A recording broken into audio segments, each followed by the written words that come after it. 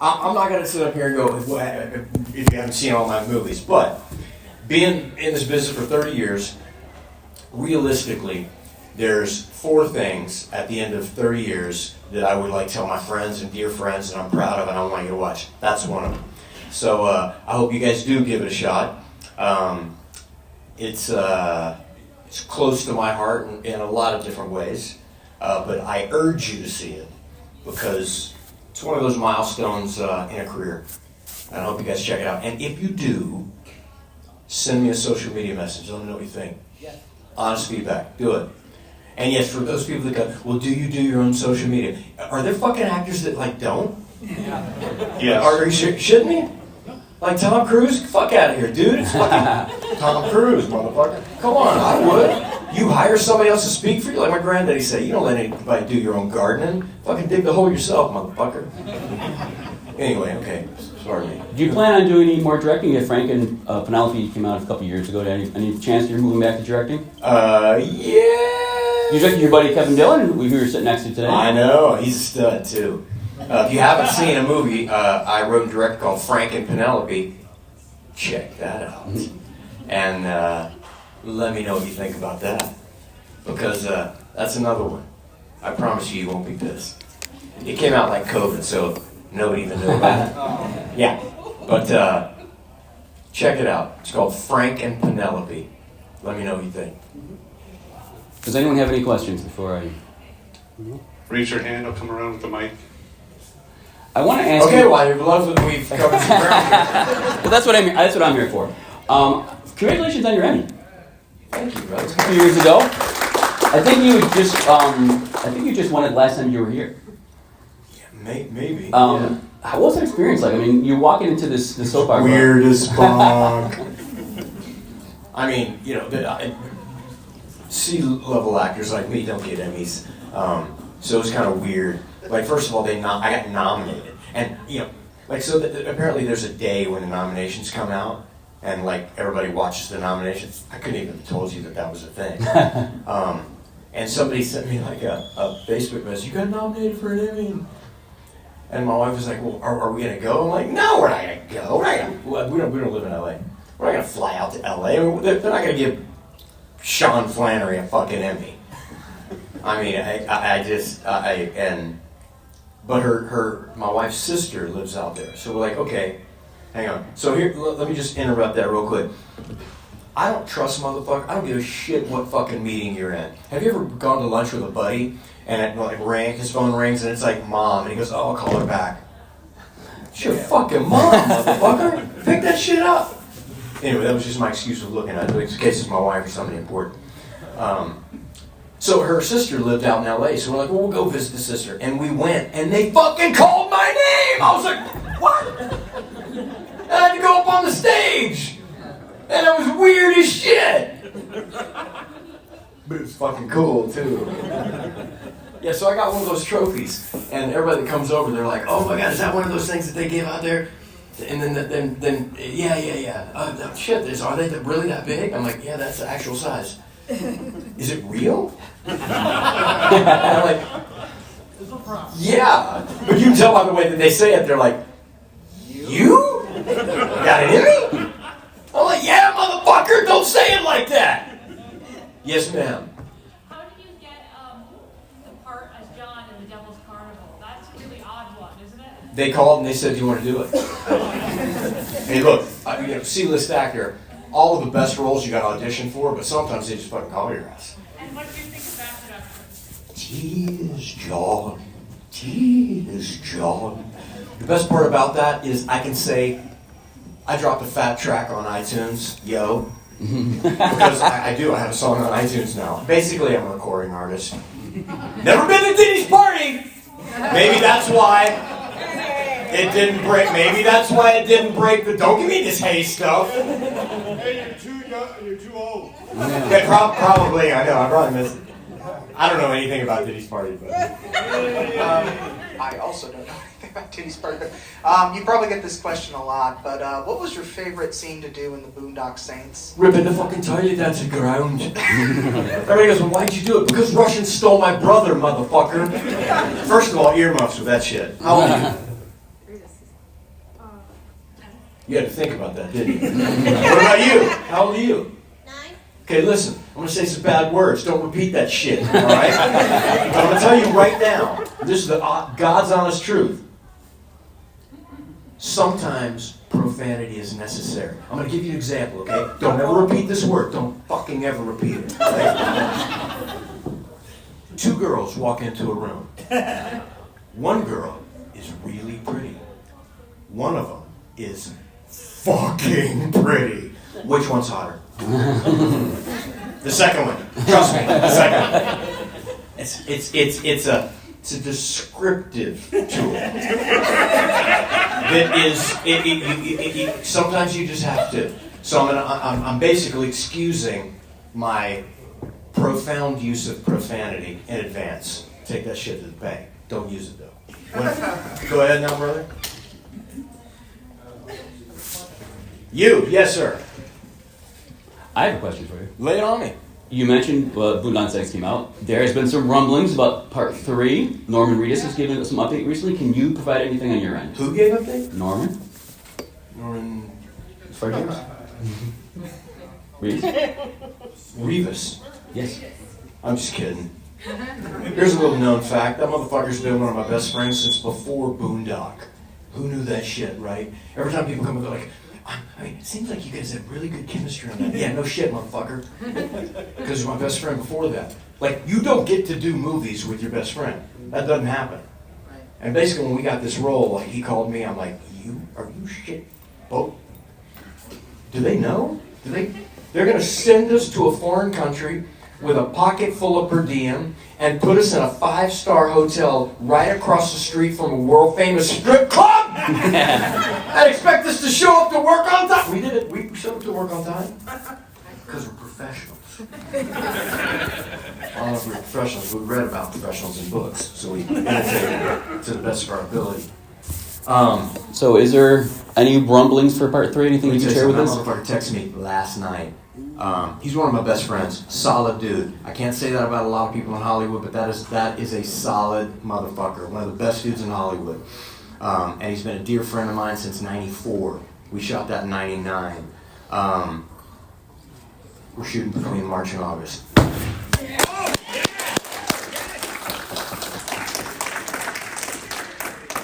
That's it. Sometimes you got to go like this, and sometimes you got to go boom. There's nothing that can replace that. I suppose you can't provide any information about I the film. can't. A lot of people go, "Who's in it?" I can't share those details, even though I fucking know. I can't tell. Okay, I never use profanity, but I feel compelled to ask, where the fuck do you get your passion and energy from? I'm really... Well, I'll tell you, from the vaults.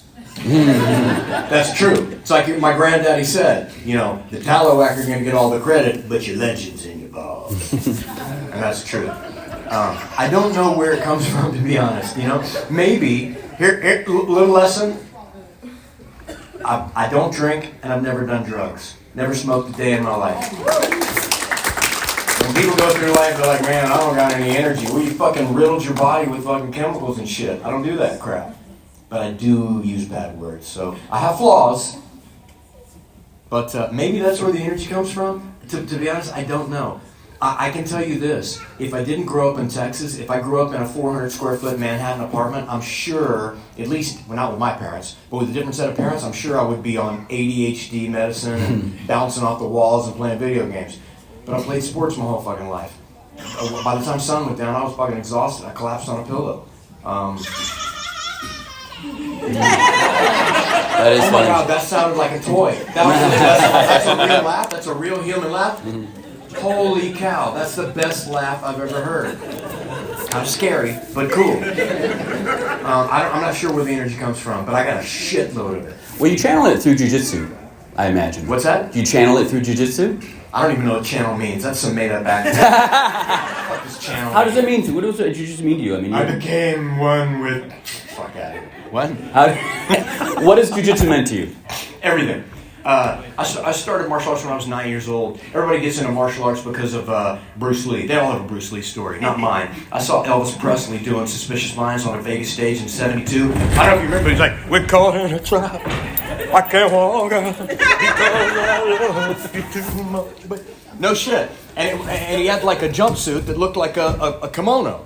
And I asked my dad, I'm like, Dad, he said, does he do karate or is it? He's like, yeah, he studies with the old man, Ed Parker, Kempo Karate. My dad was a Golden Gloves boxer, so he paid attention to all the martial arts and fight stuff. And I said, man, I want to do what Elvis does. And so we signed up for something in a strip mall next to a Piggly Wiggly. It ended up being a McDojo. Dude that couldn't have fucking fought his way out of a paper bag, but I figured that out real quick. Eventually, I found myself to real martial arts, and it's been a staple of my existence. So much so that, my granddad always said, look for the truth in behavior, not words. I don't just say it. It's one of the first things I've ever taught my kids. My kids have been in martial arts since they were 4 years old. One would be incredibly remiss to kick sand in their face. They know that more than math. They've been in jiu-jitsu since they were 4. My oldest is 13, my youngest is 10. Between the two of them, they have 7 state wrestling championships. They're grapplers from the word go, and you'd be fucked to pick a fight with them. But they are the most gentle, kind-hearted humans on the planet. And they will carry that in their back pocket. Should they need it, it will be readily available. They won't have to think about it. It will be almost as unconscious as picking up a fork. You don't remember using the fork to eat last night, but you remember eating. It'll be like that. An arm lock to them is like a handshake. It's just what you do. And they're wonderful human beings. The biggest achievement of my life will be whatever I leave behind in them. And that will be a staple of their upbringing, martial arts. Have you met your own personal goals? Say it again? Have you met your own personal goals so far? You show me a content man, and I'll show you a loser. I knock them off, but by the time you knock something off, there's something bigger and better. First half of my career was all tournaments and whatnot.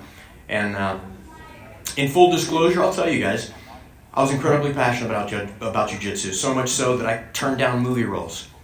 Movie roles that would have changed my career drastically. But I wanted to go and win the Pan Ams. I wanted to win the U.S. Nationals. I wanted to win the American Nationals. And I don't regret a fucking one of them, man.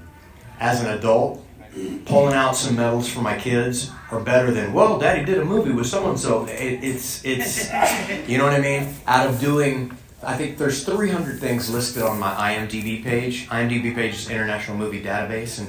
And I'm not joking whenever I say, there's a handful of those 300 that I wouldn't trade for a suitcase of money. Martial arts, there is no suitcase. If somebody brought, it's not an exaggeration to say, if somebody showed up with $100 million in cash, and don't look at it like, well, this guy's an actor. Trust me, I don't have generational wealth. I am a working actor. If I don't work again today, if I stop, I will have to get a job. I don't have that kind of money. If anybody thinks, well, I've seen you on TV, so you must live in a... No. I'm a regular dude, and I work for a living. $100 million is incalculable to me. If somebody said, for $100 million, you got to give up your black belt. But with that, every relationship, every bit of confidence, not a snowball's chance in the world. But there's movies I'd do that for. If you told me you got to pick 50, I could find 50. But not martial arts, man. It's that important in my life, without question. Any questions, sir? Yeah, so if you're friends with Norman Reedus, have you ever tried to convince him to get you into The Walking Dead? I haven't. And I'll tell you why. Thank you, man. It was kind of cool to see that happen organically.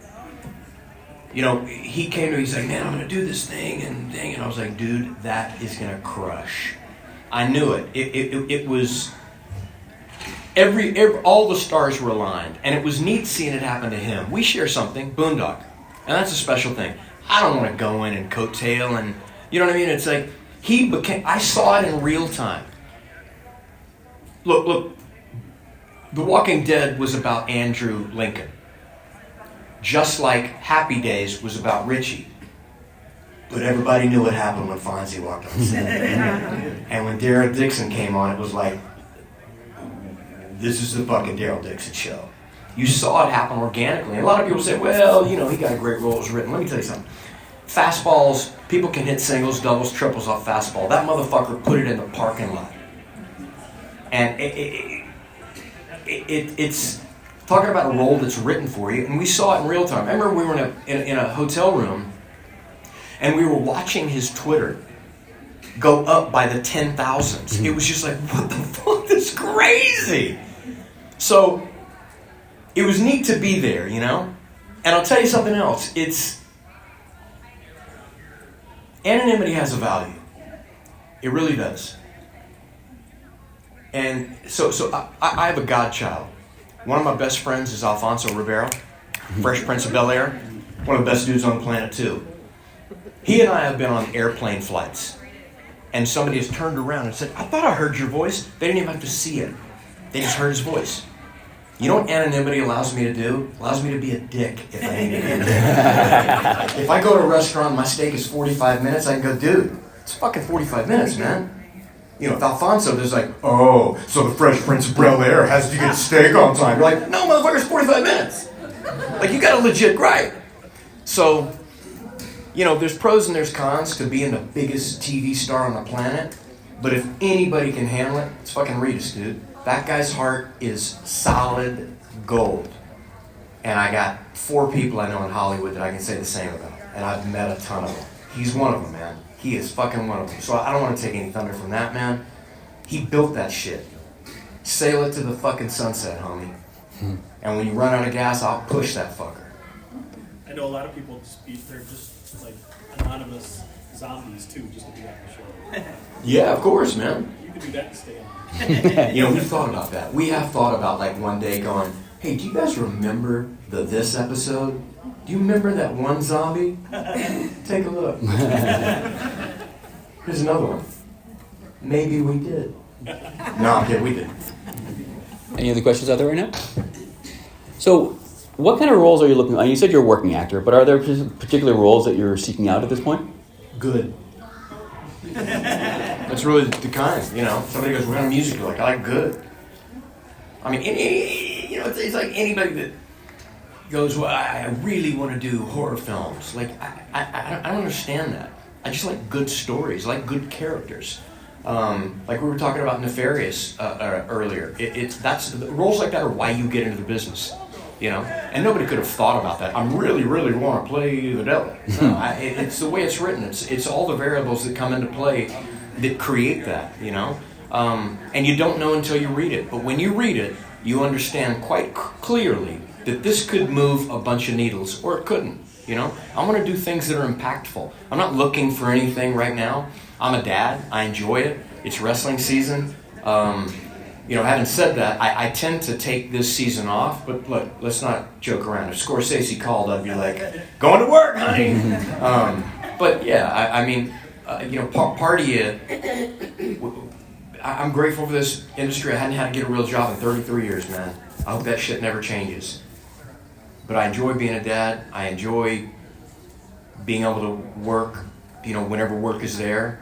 But I'm not actively out racing and chasing. Like, you know, when you're 20, you don't want 2 days off. You're like, well, I'm free. I had 2 days off. What, you know, it's I like being a dad, man. So, what kind of roles do you turn down? So look. I'm going to throw the curtain back, and you're going to realize that the wizard is just a fucking lower primate. There's only 3 reasons you do a movie. I don't give a shit what anybody tells you. You do it for the people, the product, the script, or the money. That's it. And you'd love to have 2 of those. But if one's big enough, you'll do it. Would I do a shitty script with shitty people if you backed up the Brinks truck?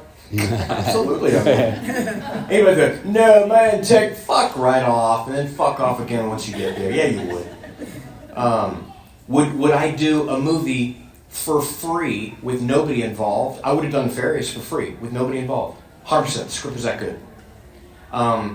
Would I work with Scorsese if there was nobody else involved for free? Yeah, of course I would. You know, that's the truth. If anybody tells you different, they're completely full of shit. So I turned down things that don't offer me anything sizable in any one of those three categories. And those are readily available. I mean, you get offered absolute, like, who funded this? Like, oh my God, it's absolute drivel. And people that you don't know, somebody that wanted to make a film and, they made money in oil and they want their daughter to be in a movie. And you realize this is laughably silly. And, so you turn down things all the time that get greenlit. And it's kind of amazing. It's an amazing insight into the industry that there's no barrier. If you can raise funds, you can do it. And then there's people from a town you've never heard of that somebody made money in insurance and wrote an amazing script. You're like, how are you an outlier, an outsider in Hollywood? But it's usually lack of one of those three areas. We have time for one more question. Yeah, I mean, I'm impressed with your overall look at things. How come you've never done any, like, Star Trek or anything like that? Did that ever interest you, or is that something that's just motherfucking dribble? I'm going to tell you the truth.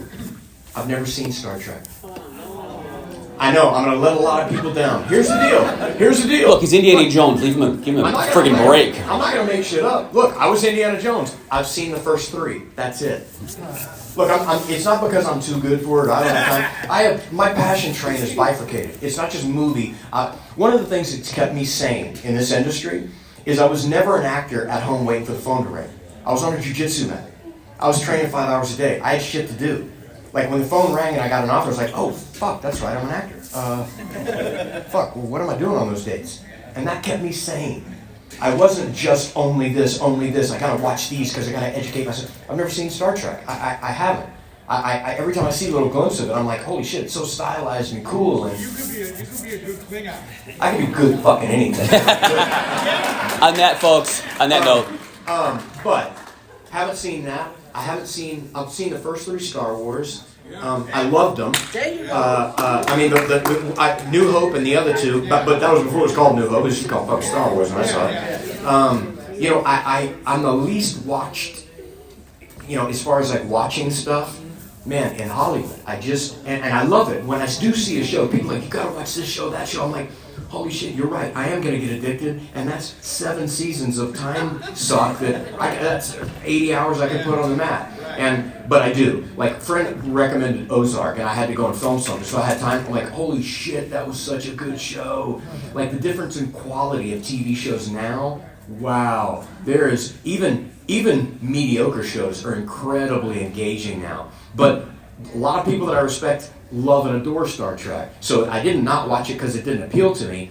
I was just really, really, really busy. And if I ever get around, I will check it out. Because every time I see it, it's so funky and stylized and dated, but in a cool, hippie kind of 60s way. I really dig it. The vibe kind of rings to me, I just like the overall.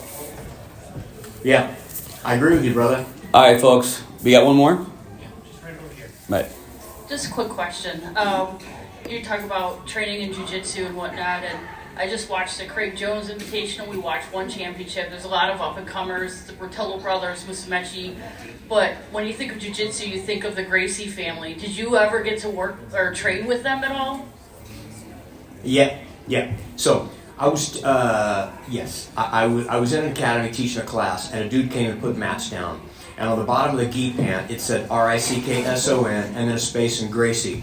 I didn't know who this Rickson dude was, probably a plumber or something that partnered with the great Gracie. Little did I know that Rickson was basically Michael Jordan, and I was asking him about his brother David Jordan.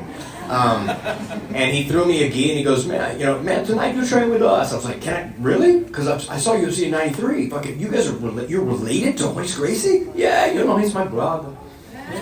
So yes, I started with Rickson Gracie. I went white through purple, then I went brown and black through Renzo Gracie. So it's nothing but the purest, straight from the source.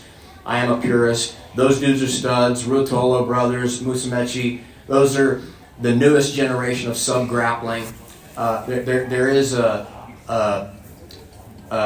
little bit of a separation between sub-grappling and fighting jiu-jitsu, but the evolution that's happening in both departments is groundbreaking, man. and it's wonderful to see. I watched too, by the way. I watched all that CGI, ADCC. Holy shit, are you kidding me? The way that they even made that drama is like, holy shit, that's a documentary in itself. But Craig Jones, great personality, good for the sport. I'm a huge fan. I saw the one hat, so I dig it, man. Solid and sound. And they're paying motherfuckers too, which is killer. Chatri, he's doing it right, man. And they got some killer talent over there. So yes, jiu-jitsu, huge part of my life in every aspect, and I'm a fan as well. You know, I teach it. I've taught it now for a shitload of my life, and I will continue to do so. But at my core, I'm still a fan. Just like I'm an actor, I'm a fan of good movies, man. I love this stuff. When I see something good, like I mentioned Ozark, it's like, dang, that's really, really well done. Before I go, if you get a chance, raise your hand if you've ever seen a movie called Born a Champion. Okay, right there, you have one hat on. You should watch it. It's my love letter to jiu-jitsu. If you love martial arts or anything about it, I wrote this in 2007. Finally got it produced and came out in 21. It's called Born a Champion. The second is Nefarious. Watch Nefarious, and then watch a movie called Frank and Penelope. Can you guys remember that? Yes, What are they? What's one? Nefarious, Frank and Penelope, and Born a Champion. There you go. And if you do, please, I'm not kidding. I live for like feedback. I live for these events because when you do a movie, I promise, the camera operator's not watching you pour your soul out. He's making sure a plane's not flying over. When he's, or he's making sure the boom is not in. Cut. And he's like, okay, yeah, good. You're depleted on set, and they're like, okay, moving on. I got it. There was no boom in it. You're like, no. You only really get feedback when you go to these events. And it's not lost on me that I've been doing this shit for 30 years, and you guys are filling a room wanting to ask me questions about shit that I did 30 years ago and I was already compensated for. I hope it never changes. Trust me, when y'all come up to the table, you're like, oh, you don't know what you do for us. No bullshit. You don't know what you do for me. I get the big end of this wishbone. I promise you. God bless you guys. I'm incredibly grateful. Please, if you see some of these, shoot me messages, let me know what you think. Thank you guys. I love Sean Badger Flanery, everybody. Don't use any of those words.